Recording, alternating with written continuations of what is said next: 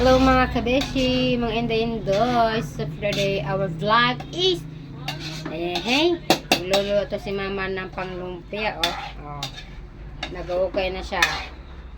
Alam nyo kung gaano kasarap talaga yung lumpia ni mama. Pang recados niya. Sarap niya magluto kaya. Yan ang secret recipe ni mama. Kung alam nyo lang. Dati po siya nagtatrabaho noon sa restaurant sa Maynila.